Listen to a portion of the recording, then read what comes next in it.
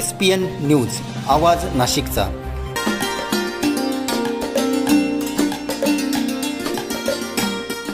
मित्रांनो सप्रेम नमस्कार। SPN न्यूजमध्ये आपले स्वागत आहे। आगरी सेनेचा पदग्रहण सोहळा उत्साहात साजरा। आगामी काळात आगरी सेनेच्या सभासदांनी संघटन होऊन काम करावे, राजाराम साळवी यांचे प्रतिपादन।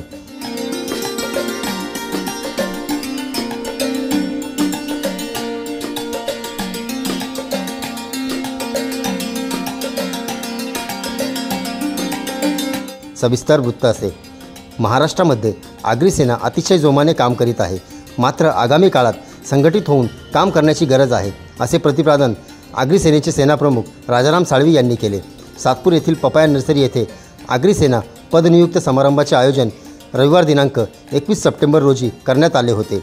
व्यासपीठावर आगरी सेना कार्याध्यक्ष प्रदीप साळवी, कार्याध्यक्ष चंदूलाल घरत, उपाध्यक्ष रवींद्र केशव पाटील, उपाध्यक्ष कैलास पाटील, ठाणे जिल्हा ग्रामीण अध्यक्ष नारायण अंदाजे, मुंबई जिल्हा प्रमुख जयंत खुणे, सरचिटणीस मेघनाथ पाटील, संपर्क प्रमुख मनोज साळवी, जिल्हा प्रमुख कल्याण चंद्रकांत ठाणगर, ठाणे जिल्हा सरचिटणीस मंगेश शेलार सर्व मान्य उपस्थित होते।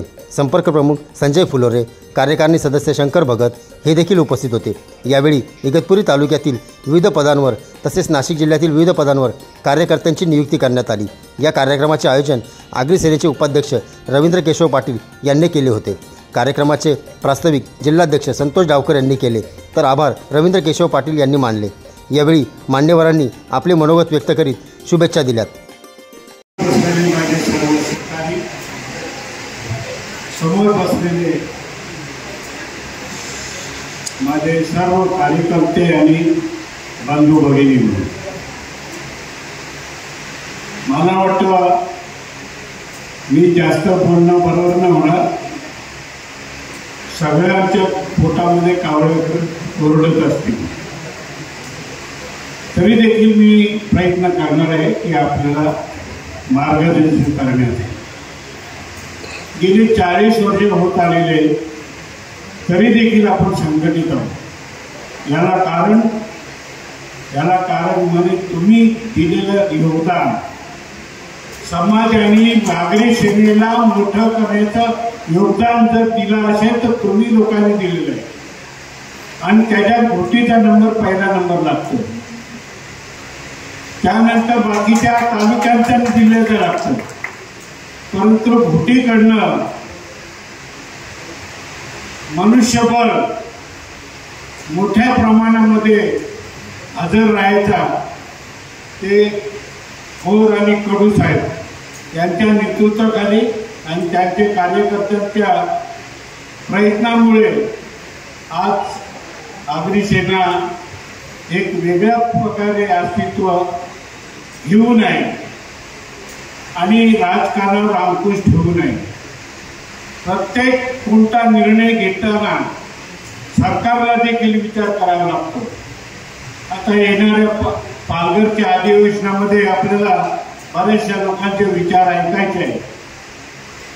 तर आज जो आपण इथे जमलेलो आहोत हे पूर्वतयारीसाठी जमलेलो आहोत की घोटीचा नंबर 1 लागतो, तसाच 1 नंबर तुम्ही कायम ठेवला पाहिजे।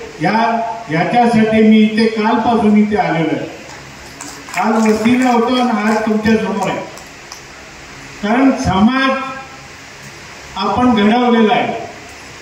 समाज नसता तर आपण घडलोच नसतो, आपल्याला कोणी विचारलं देखील नसतं, आणि म्हणून समाजाला विसरून चालत नाही। प्रत्येक गोष्ट समाजाच्या माध्यमातून माणसाला मोठं करण्याचं कार्य होतं।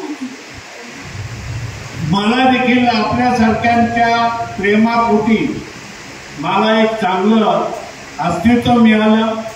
माझ्याबरोबर माझे कार्यकर्ते, तसे तुम्ही आहेत, तसे कार्यकर्ते आपण एकत्र आलेलो आहोत आणि एक वेगळ्या प्रकारचा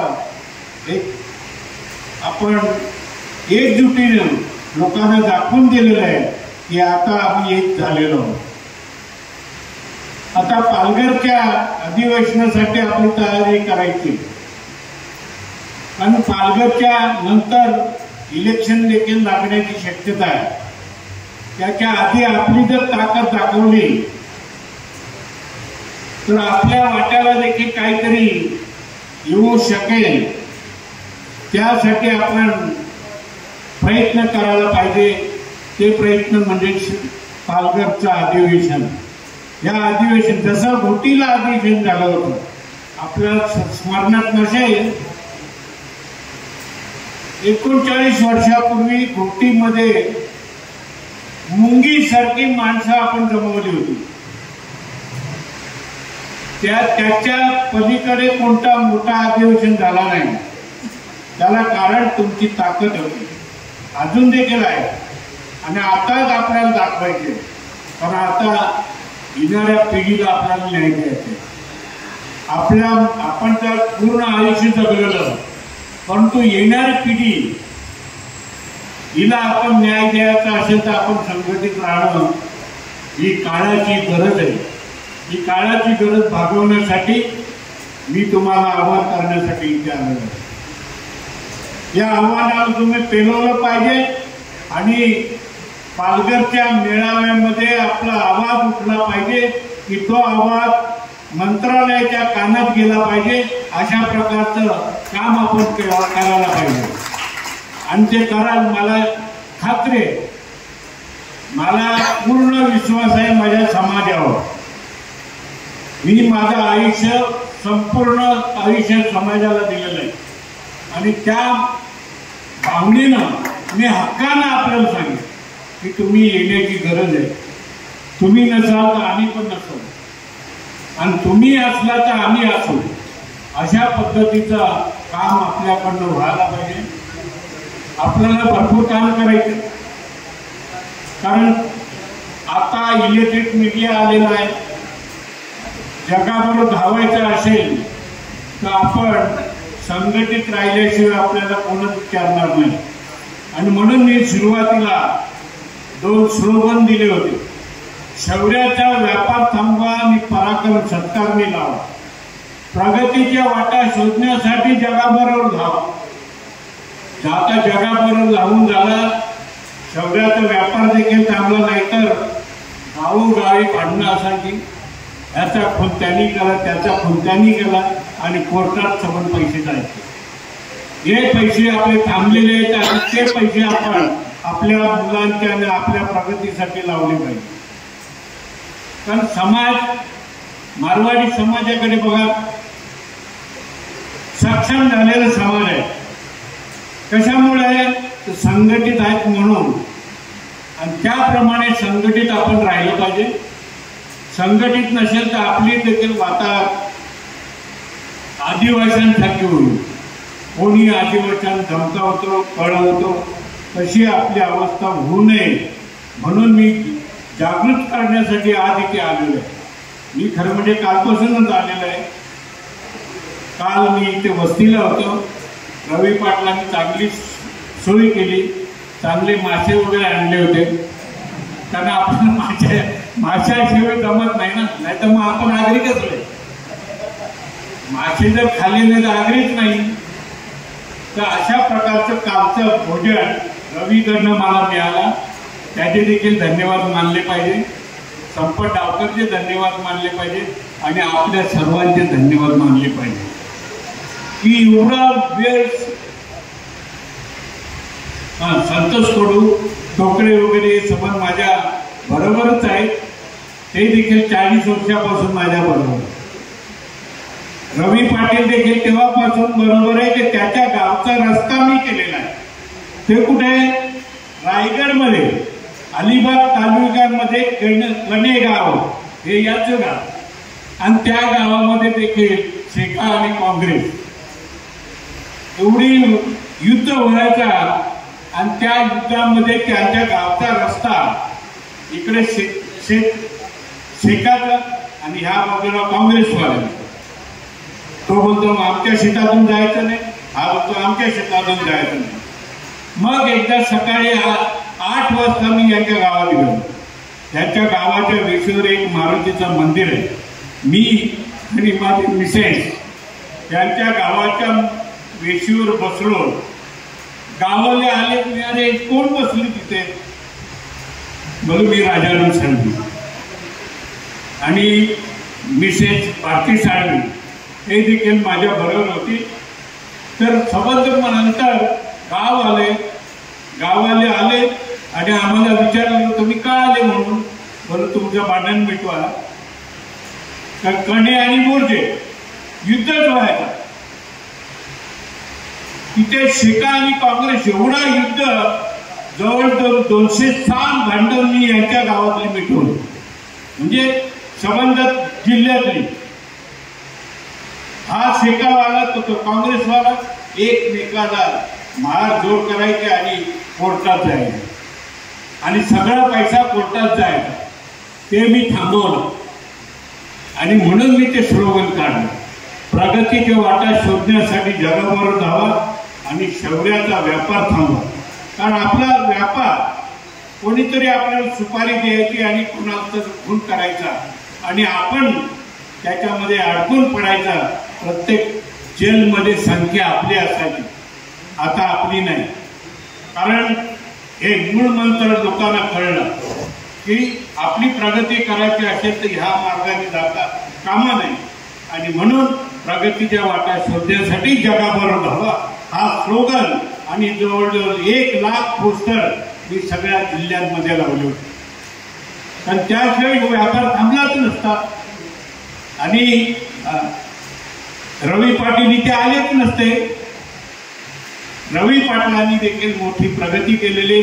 मला त्याचं कौतुक करावंच वाटतं की तो आता जिल्हा सोडून तो इथे आला आणि इथे प्रगती केलेली. त्याचा आदर्श आपण घेतला पाहिजे.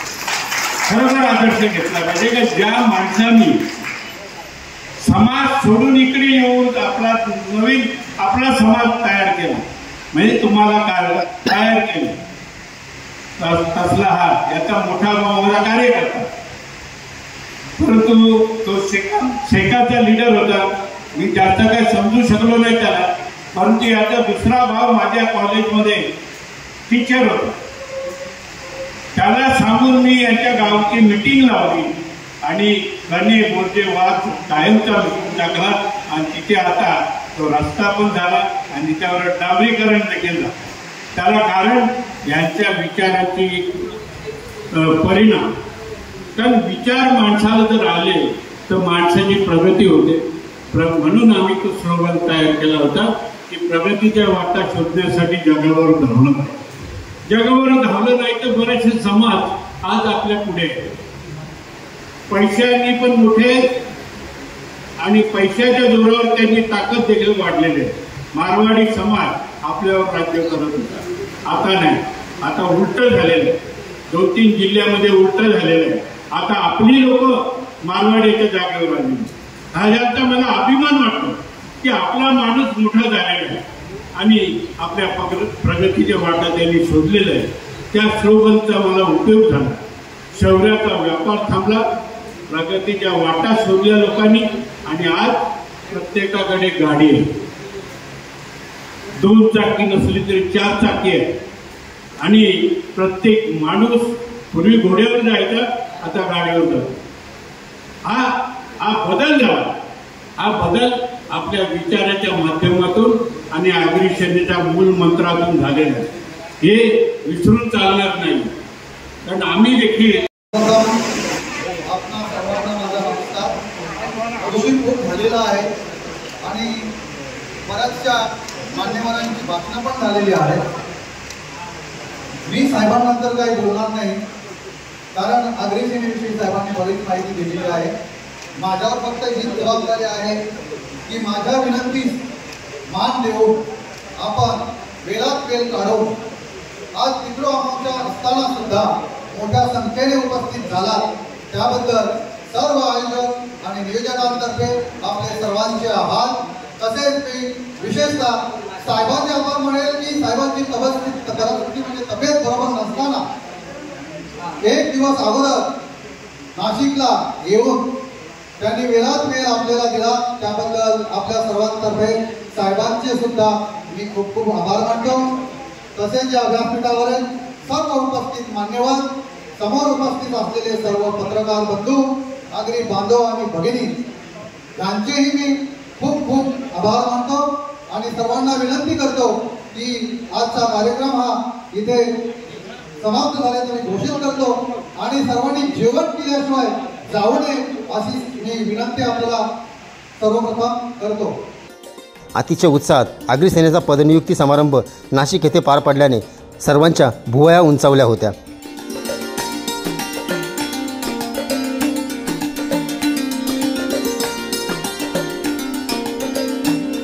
SPN न्यूजसाठी प्रतिनिधी सोहेल खान. सर्व जनतेपर्यंत आमच्या बातम्या पोहोचवण्यासाठी आम्ही हे एक माध्यम चालू केलं आहे. त्याचं नाव आहे SPN न्यूज आवाज नाशिकचा. आमच्या या चॅनलला आजच सबस्क्राईब करा आणि बेल आयकॉन प्रेस करा. धन्यवाद.